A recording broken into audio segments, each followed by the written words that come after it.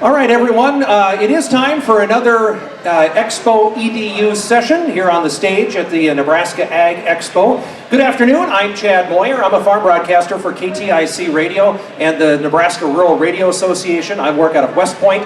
I work for 4,000 farmers and ranchers. Our company is cooperatively owned, and 4,000 farmers and ranchers own us, and I am privileged to be one of the 6 farm broadcasters that work for that company. So happy to be here. It is my job to facilitate or moderate this afternoon's discussion. And today's discussion is called Precision Ranching is Here. And we have 3 experts that we're going to visit with here today. Jack Keating is with Corral Technologies. Max Cossette, I'm sorry Max, did I say the name right? Cossette, just like the old, gotcha. Max Cossette is with 701X. We'll find out what that's all about. And then Yijie Xiong is with the University of Nebraska-Lincoln. Yijie, thanks for being here. We're going to talk about this concept of precision ranching here over the next 40 or 45 minutes or so. So, thank you, panel, for being here. Thanks for taking the time and out of your busy schedule and helping educate us. And that's the topic again is precision ranching. So, Max, let's start with you, and maybe we can just get your background, how you come to this topic and things like that. So, introduce yourself. Tell us a little bit about you, Max. Yeah, so I grew up on a row crop grain operation just south of Fargo, North Dakota. So I've been kind of around precision ag technologies my whole life. I had auto steer in all of our tractors. We had section control, and kind of looking at some of the variable rate technologies nowadays. I went to NDSU for agribusiness, and then I ended up going to grad school there, doing some of my research in precision ag technologies because I saw that was the way the future is going on the agriculture industry. And then shortly after graduation, I got approached by Kevin Bifford, our CEO at 701X, and he had an idea of tracking cattle, GPS tracking them, and sending people alerts as soon as they got out of the fence. Because he grew up on a ranch in Killdeer, North Dakota, and a bunch of his siblings still ranch in that area, and they complain to him all the time what's going on. So he called me up, and I thought it sounded like a cool opportunity. Decided to hop on board with them and started kind of developing a business case. And I started hiring our engineers and software developers, and now we're here today. Yeah. So expand on that a little bit more. What is 701X and what does that bring to the ranching industry? Yeah, so we have a software app. It's a mobile app that you can download on your phone. It works offline, and you can put all your record keeping data about your animals in our app. And it basically works as a digital calving book. So when you're out there, I can be out at 2 in the morning, type in that dam number 13 calf last night, and I gave it a medicine. My brother can wake up at 8 in the morning and see, okay, 13 and 26 calf last night, and Max inputted that at 2:35 a.m. And then we also have hardware products to supplement our app for the record keeping of the animals. We have a GPS ear tag for cattle. It tracks GPS locations of the animal every 15 minutes, and it sends up all that data once a day. It'll give you interactive alerts if the animal goes outside the fence. We'll send that right away between those 15-minute GPS locations. It will also tell you if the animal's movement has significantly decreased. There's a low movement alert. There's a free fall alert, like if the tag were to get cut off and fall to the ground, it detects zero gravity. There's another alert for no movement, so either the animal's dead or the tag fell off and it's on the ground. And then there's a transportation alert if that animal's traveling over 29 miles an hour, it's not running down the pasture. And then the tag sends all that data over cell networks, and it also has Bluetooth capability. That's our Pro tag. And then we also have a light tag that we just came out with that has Bluetooth capability as well. And the big key factor with that is if a Pro tag gets a GPS location and this light tag is near that Pro tag at the same time, within 100 feet, which is Bluetooth range, it says, okay, that's my relative GPS location as well, and transmits all its data from the light tag to that Pro tag to make it more affordable and cost effective for these ranchers to get data off each individual animal. The other cool thing is a problem ranchers have is controlling their inventory. They don't know how many head they had. If you ask a rancher how many head of cattle do you have, 150, 200. I mean, it's always a rounded number. Well, I can actually go out there, turn on my phone, turn onto our app, turn on our roll call feature when I'm feeding hay or driving around the side-by-side, and it checks off every animal I found, puts them in a found list, and then gives me a list of which ones are missing. And then I can go back for the ones that are missing and look at the map and see what was the last known GPS location to start tracking them down. All right, very good. Well, thank you for being here. Look forward to the conversation here. Next is Jack Keating. I think I misspelled it when I introduced you before. Corral Technologies, right? Yes, Corral. Yeah, Corral, not Coral. It has nothing to do with the Crayola color. So tell me a little bit about you, Jack, and how did you get into this idea of precision ranching and pasture management? Definitely. So I grew up ranching north central Nebraska. Growing up, we had about 300 head, and I figured out that I didn't like digging fence posts very much, and figured out a virtual fencing system would be a perfect opportunity to fix that. Now, after we built out the system, we realized much larger benefits in increasing pasture utilization, increasing the number of cows a rancher can carry per acre, also while still not having to do as much fencing, which is very, very helpful. So how did this, just quickly, from concept to development, how did that all happen for you?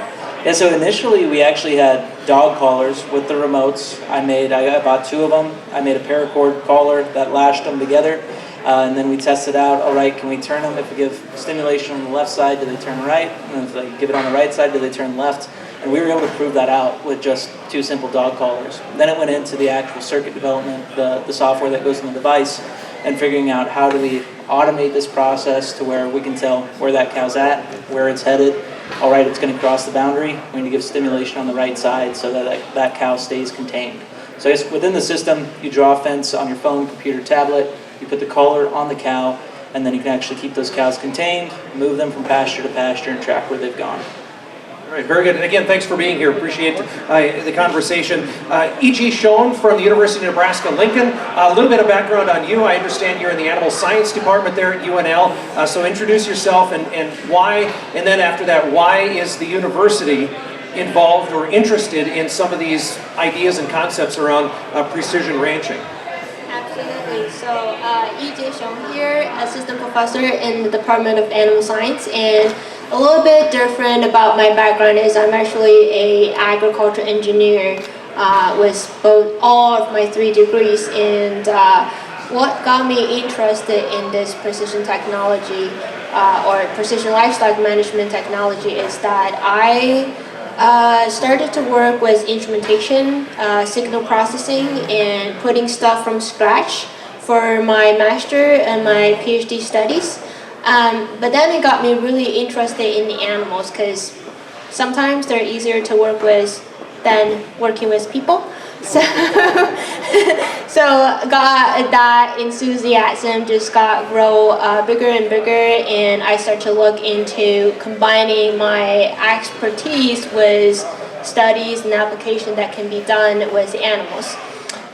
So joined UNL in 2020, and other than my educator job, I'm also an extension specialist. Specialized in precision livestock management, and that's what I do, and got some time to interact and connect with the producers and trying to help with them. So how does the university get involved with this topic is that I think we're in a digital age right now, and technology and startup companies and newer technology innovation like Max and Jack just start to evolve really quickly. However, there's a knowledge divide between the technology available and also what are perceived by our producers. So I think university serves as a bridge to connect these 2 dots in trying to provide what the company need from the producer perspective, and also we're trying to expose the awareness from producer about what technology are available out there and what may best fit their need. And it is good to know, I recognize this too, the fact that the university has taken an active role in researching this, right, and taking it from concept to practicality. Can you talk a little bit about where that's happening? I'm familiar with NREC just up the road near Ithaca, and maybe Barta Brothers Ranch or something like that. Where are some of these things taking place within the university system? Absolutely. So we have a few extension and educational center. So a lot of our research class or research pastures are surrounded around those places. So the one that is closest to here is NREC, Eastern Nebraska Extension and Educational Center near me, Nebraska. So probably a lot of you guys know about it.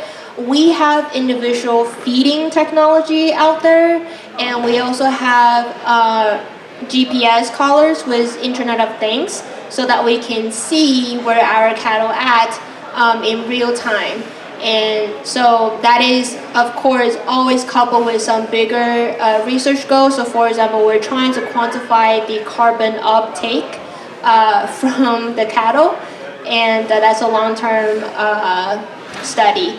And we also have other research, like for example, we're trying we're studying a virtual fence technology, and we also have planned to work with Jack for probably the next coming year. So what we're trying to understand is how these technology works. So when we got questions from producers, we can answer their queries, and we can provide best recommendation for them. That would be at Goodmanson, Sand Hills area, if you guys know where the Sand Hills are at, near Mullen, Nebraska. So it's a little bit remote and very different topography and geography. So that also has a environmental and geography impact on technology and studies we're doing as well. So that's just a snip of what the university is doing. All right, thank you for that. Appreciate that background. So again, this is designed to be interactive. So as you have questions, raise your hand, and we'll ask the expert panel. But again, just so that we have a good foundation, Jack, maybe we'll start with you. Tell me your definition of precision ranching. What is it, and what can it all encompass? I think precision ranching really is about the utilization of tools, right? Using tools to improve your knowledge of what animals are doing out on the land, out on the pasture. So that's kind of how I would define it. And really by using those tools, ideally we can increase your production and increase the rancher's profits at the end of the day, and that's really our goal. What do you think, Max? What is precision precision ranching? I would say that Jack had a good definition there as well. One thing is, I think it is the future. Precision ranching is going to happen. It's going to be the way everything's going. I've noticed it on the row crop side of things, and when I got into the cattle side of things, I realized that there really was no technology out there. But yes, it's utilizing tools and technologies to more efficiently run your operations and hopefully grow better and bigger animals faster. I think a huge thing about it is just, promoting your efficiency and becoming a better operation out of it. Yep. And is there an institutional definition for precision ranching, or what does that mean to you from the research side or the practicality side? Sure. So I think there's not an institutional answer. It really depends on what you want to phrase the precision ranching is. But to me is, in addition to what Max and Jack just mentioned, I think precision ranching to research or university perspective is that some technology that can proactive and also using data-driven method to help the producer in achieving their daily goal was a little bit lower labor input. Not to replace labor, but to help ease the labor burden.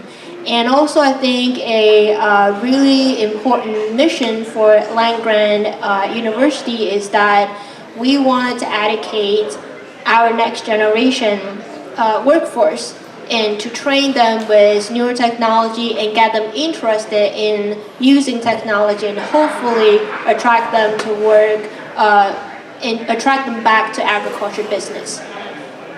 Let's talk about especially for Max and Jack, the development of your product, I guess. Max, maybe we'll start with you. Just what problem did you observe, and how did you go about coming up with a solution in the product and the use of the application like 701X has? Tell me about that. Yeah, so like I said, initially Kevin had the idea of GPS tracking animals, getting alerts when they go outside the fence, because that was what his sisters had been complaining to him about a lot recently. Then he hired me on, I kind of did the business case and went through all that, and we realized that there was a lot of other cool things we could do with this technology as well, rather than just GPS tracking the cattle and letting them know when they go over the fence.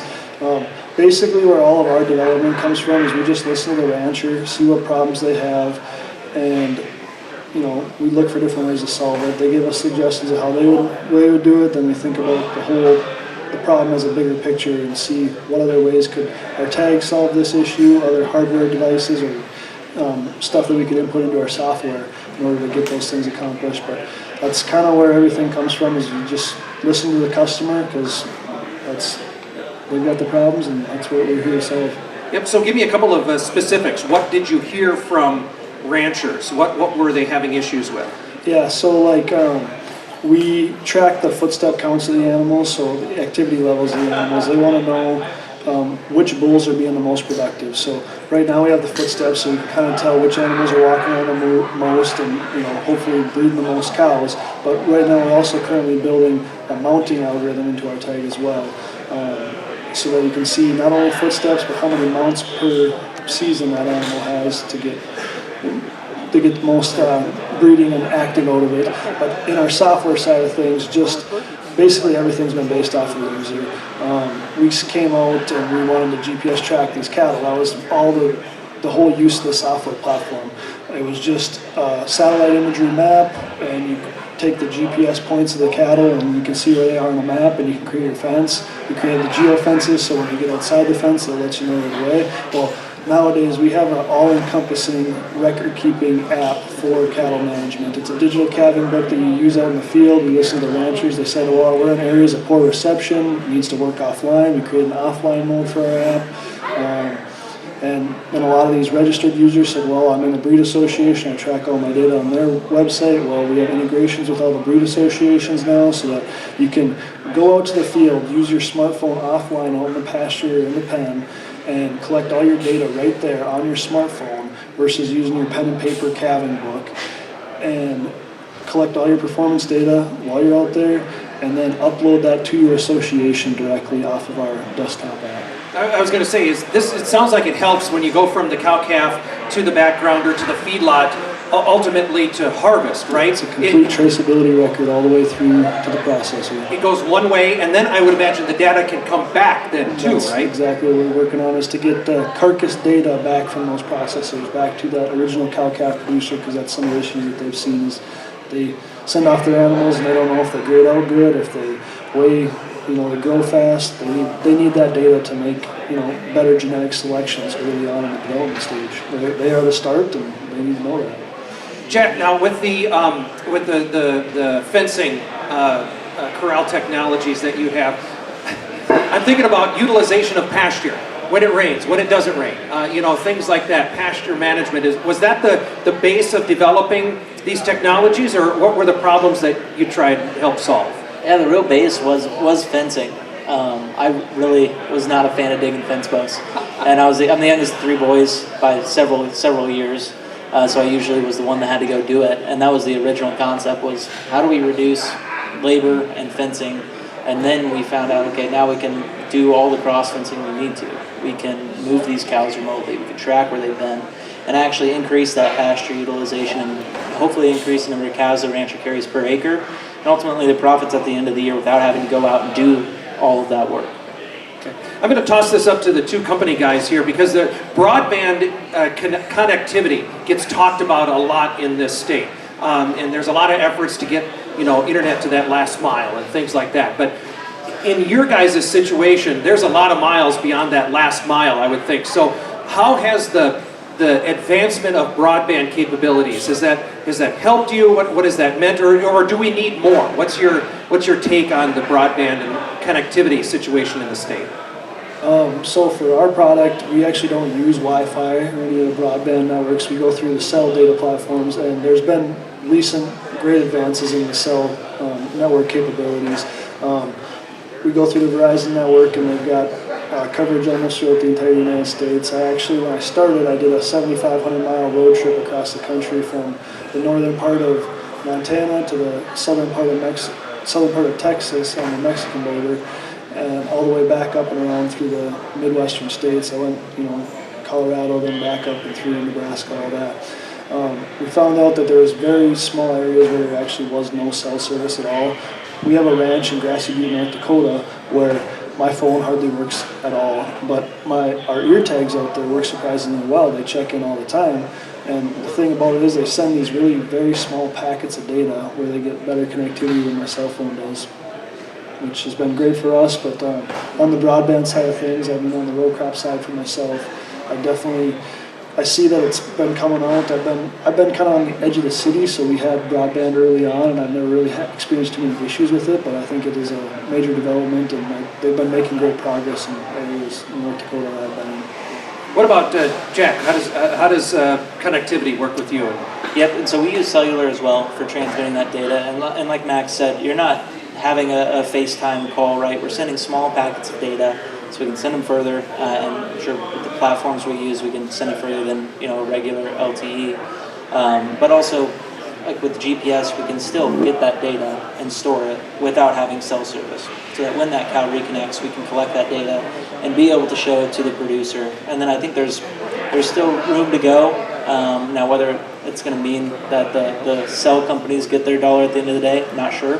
But there's also low Earth orbiting satellite networks that are going up across the globe, and several companies are working on those. So as long as those prices are reduced somewhat, and we can also work on better battery technology, I think there's a lot of potential to utilize those and really have no areas without connectivity.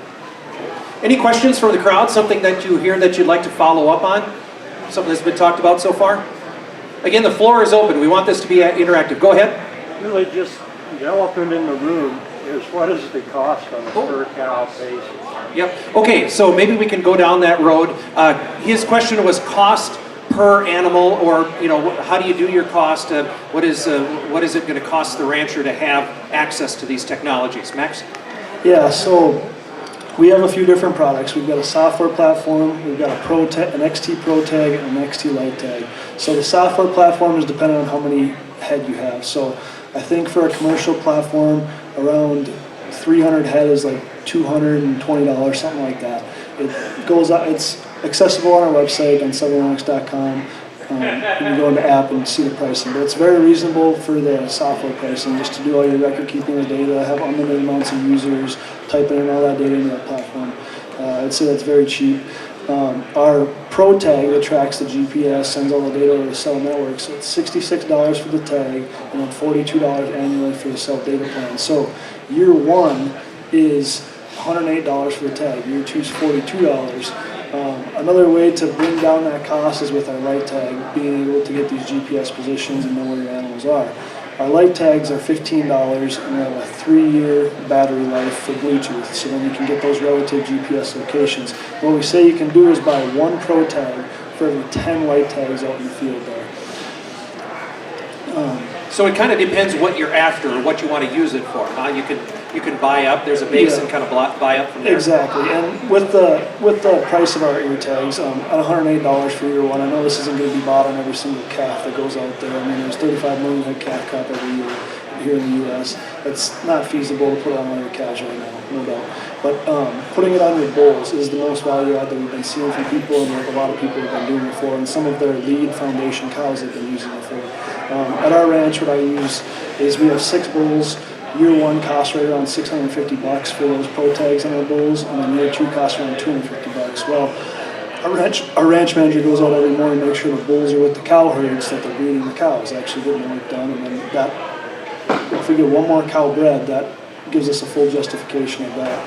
$650 year one and $250 year two, that's $900, and I'm going to get a $1,000 calf out of that cow that got bred. The other thing is, like, I did a analysis at our actual test ranch out in Grassy Butte, North Dakota. We have 283 head of cattle there, including bulls, cows, and calves, and we would need 26 Pro Tags and 257 light tags and a software subscription for 288 head, or 283 head out there. Well, the cost of that for us, year one was $6,400, and then year two was about $3,800. Well, year one, we lost a bull out there. That was a $5,000 bull that got stuck under the tree. Well, the low movement alert would have triggered and given us that alert. We could have gone out there, roped that bull, got him up, figured that out. The other thing is getting more cows bred. Well, if we can get 4 or 5 more cows bred, it's about an extra. You get a $1,000 calf for each one, then you have better herd retention. Your cows stay around.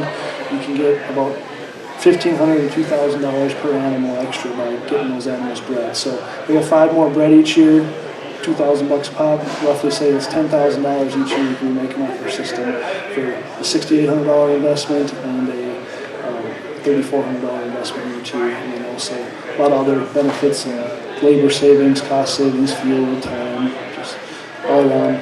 That's how we try and justify the cost of the system. Sure.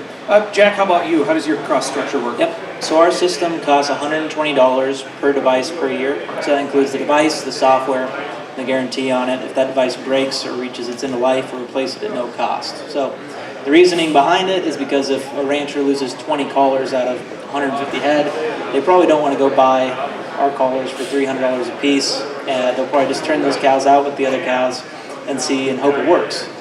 So with our new pricing model, we're able to send those collars out and be able to service that rancher immediately so that they can go and put those devices on those cows. Now the ROI side of it, really what we're doing is automating rotational grazing, right? We're allowing a rancher to have the most optimal grazing system on their operation that they can at that point, right, depending on water. So with that, we're hoping to get up to $200 in ROI per cow per year. Now that includes increasing of pasture or stocking rate, so increasing herd size, increasing weaning weight, time savings, and I think the big thing for us, we're really going for cow-calf operations, and over 80% of them are used as supplemental income. So if we can save that rancher an hour here and there driving back and forth or moving fences or moving cows, that's pretty huge, and being able to use that other time for one of the other 1,000 tasks there are to do on a ranching operation or work at their primary job, it's pretty huge. Yijie, the question I have for you kind of relates to this too, but I think it goes beyond that. What questions do you get, as the nonpartisan third party? What questions do you get asked about some of these technologies to make sure it's more than just the next shiny thing, right? That it's actually practical and that it has an ROI. Yes, so as an unbiased government institution, a nice one. So the most asked question we got from producers is related to cost. So how much the technology package costs and what is the ROI. So I did a very interested survey to right now is Nebraska ranchers. And I think so far we got 50-ish response.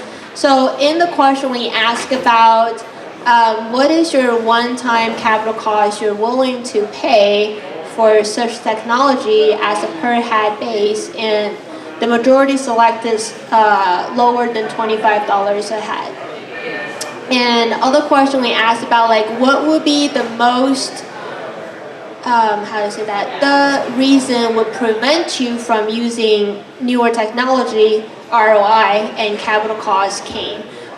So I guess it's really important to keep those in mind, not only from the producer's perspective side, but also the company side is how can we really meet a sweet spot that would fit what producers are willing to spend and invest versus the cost and risk that you guys can take. So those are some of the, like I said, those questions we got a lot. So I guess, can you follow up to that would be, okay, so you've done the research, you've had these out in some of the university ranches and on some university lands. What have you discovered when it comes to some of those things? So thanks for the question, but I think a lot of the ROI stuff, it takes time to discover and take documentation.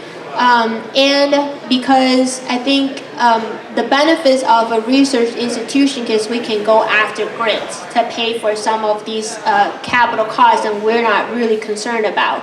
However, I think some of the discovery that we're trying to answer is, for example, how effective Mac's product and also Jack's product can impact the rancher's decision in grazing management or pasture rotation, those kind of thing. And we're also really interested to observe some health and calving event, and to see if by telling where the cows are can tell or indicate where to spend time most at grazing and if they are having trouble, like in health related issues. So those are some questions we're looking into to answer, but I think we just started to conduct research in precision ranching area started last year, and of course COVID was really helpful. So a lot of the data are being collected as we're speaking, and stay tuned into our extension and research articles, and when we have exciting news and results, we will make sure you guys are connected with. All right, look forward to that. Glad to hear that the university is taking an active part in that, definitely. Any questions from the crowd? I got a couple in my back pocket, but I want to give you guys the opportunity to throw something out there. All right, keep thinking, keep thinking. Okay, I'll ask this question to the group. Where, in the use of this precision ranching technology, where does animal welfare fall into this discussion? Or is it not connected? What's your take? Jack, maybe we can start with you. Yeah, I think all these systems out here actually promote animal welfare, right? We're telling that these cows are sick faster than you would be able to actually see if they're sick. We're giving them higher quality forage because moving them around more frequently or knowing where they've been grazing so we can cross fence if we want to. Right, so I think all these systems actually promote animal welfare. And of course, we have stimulation on our device. It's about like a dog collar. And so for a large animal, it's not an extreme amount. But at the end of the day, we are helping those animals be healthier. We're helping the soil be healthier. We're producing healthier pastures, and ultimately allowing the rancher to have a higher quality of life because now they're not digging fence posts. They're not having to go move cows around more often. And so I think all these systems really help with animal welfare overall. Max, what's your take on animal welfare? Yeah, I agree 100%. Is that these systems are out there to promote better animal welfare.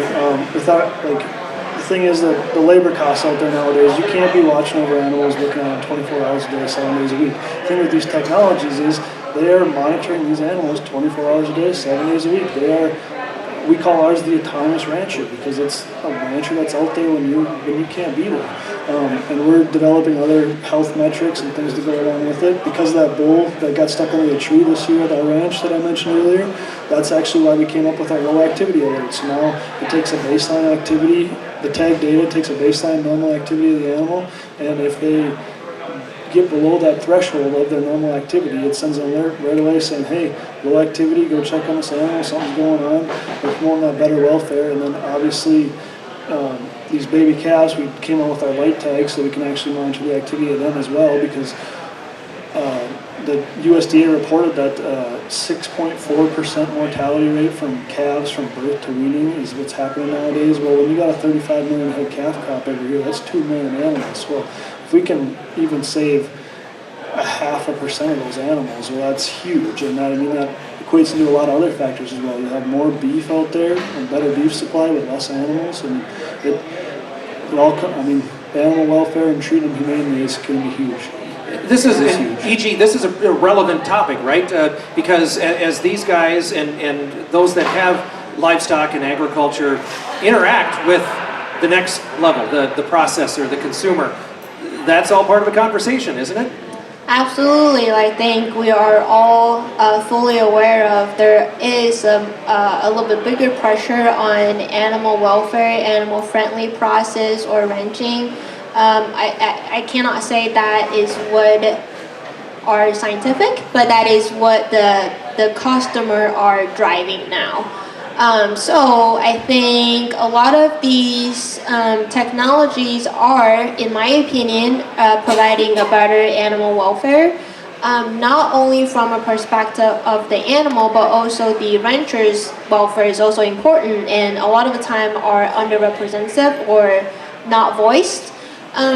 So thinking about that, because I've been, like I said, I'm not a perfect animal handler, but I've had a lot of observations. So watching those cows and if we're running a study, we have to herd them back in a pasture. We take 4 people that run on a 4-wheeler and go after them. Think about that stress level versus receiving that notification or signal using a collar. I think that difference can be tremendous. And also, like, some of the study we're doing is using some of the heart rate monitor and EDG monitor to kind of quantify that signal, and hopefully we can back these technology up that it is a much more animal welfare or animal friendly approach than what the consumers are thinking. So. In this conversation that we've had so far, we've talked a lot about cattle so far, and the ranching part, the cow-calf part. Recognize too, and you don't have to speak to it, but the fact that this technology is finding its way all the way down the production chain, right? There's backgrounders that are using this stuff. Feedlots are starting to use this. The processor is using precision technology on yield and things like that. So this is starting at the ranch, but it's going the whole way through, right? Exactly. I mean, our light tags are designed to be put on an animal at a day old, verifying who that animal is, give it a unique identification number, track the activity levels all the way from that cow-calf operation to that backgrounder, to that feedlot, and then all the way to the processor, and then kind of seeing how that animal grades out and how it turns out over its whole life cycle. Getting that data back to that cow-calf producer is how you're going to be able to grow genetically better animals. And and we've talked about cattle. I think the assumption with this is cattle, but could we use some of these technologies with other species? Sheep? Definitely. I think we've had a lot of outreach for people wanting to use our system specifically on goats and sheep. People wanted to be able to go and graze out the noxious weeds or whatnot out in their pasture, and I think it's a huge opportunity, right? Maybe more ranchers will have goats now. And a lot of people obviously don't want to mess with their netting or watching the goats and babysitting them.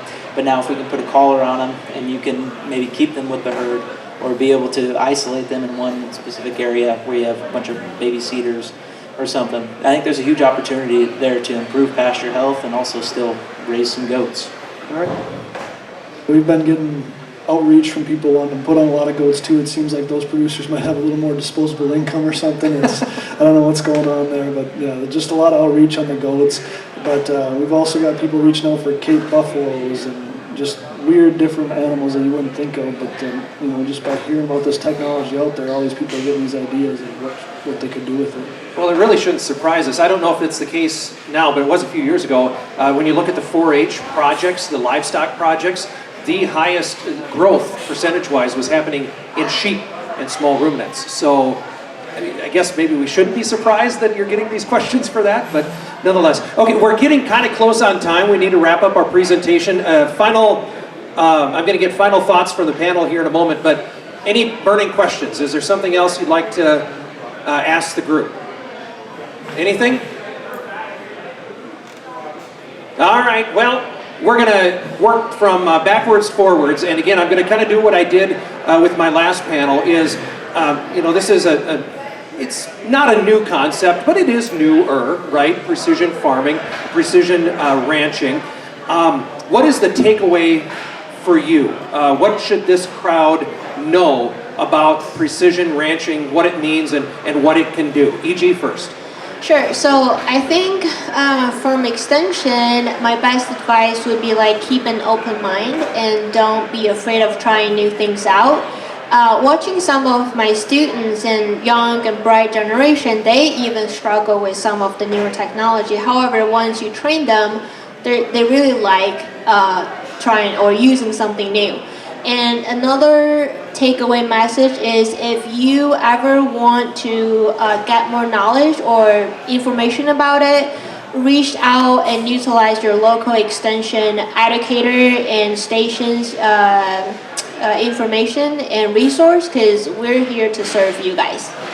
Very good thoughts. And again, rules apply. You can't duplicate from next to down. So, Jack, you're next. Takeaway messages. Yeah, I think the big thing from a producer perspective is we need to look at it as like an investment, right? A fence has approximately 20-year lifetime, right? And being able to look at this, whether it's us replacing fencing or data collection and analytics, these aren't just making changes in a year. These are things that you're going to make potential decisions on 5, 10, 15 years from now, right? When there's a drought, how did I graze it? What's the best way to graze it? How did it turn out last time? So these systems are really investments that help produce higher profits for a producer. All right, have an open mind. Consider these as investments in the operation. You get the last word. That precision ranching is the future. Someday you are not going to be able to ranch without these technologies. It's going to you're going to have less labor costs, and you're going to be able to grow, basically, hopefully you can grow more animals with this technology, raise more animals, make better management decisions, and overall increase the profitability of your operation. But that's just the way I see it. I've seen it on the row crop side of things. Precision ag technology came in there. We've got auto steer, we've got section control, variable rate technologies are popping up like crazy nowadays. It took over everything there. We went from tons of labor to I sit in a tractor and it drives itself nowadays. Now we can even turn the corners. I mean, the ranching is going to be the same way. These technologies could be the next auto steer of ranching, cattle, sheep, goats, everything. Absolutely. I'm sorry, this is a tangent, but this piece of precision technology right here is stealing my favorite job on the farm. I used to love going to get round bales, mainly because it just meant I get to drive tractor for a better part of a day. But again, just like these things, showcasing what can happen in this world in the ranching realm. Again, our panelists today, Yijie Xiong, she's with the University of Nebraska-Lincoln, and thanks as well to Jack Keating from Corral Technologies, Max Cossette with 701X. Thank you guys for being here today. Thank you for sharing your expertise in this field. Would you guys give these guys a hand, please? Thank you very much. Thanks for being here. Thanks for having us, and thanks everyone for joining us today. And they'll be around for a few minutes, so if you have a question, you want to talk to them individually, please do so. But for now, that is the end of our Expo EDU session. Thank you for being here today. The show is open for another hour, I believe, till 4 o'clock, so time to walk around the show. If you want to come back tomorrow, we're going to have more topics here right on this stage. So thanks for being here. Have a great rest of the day.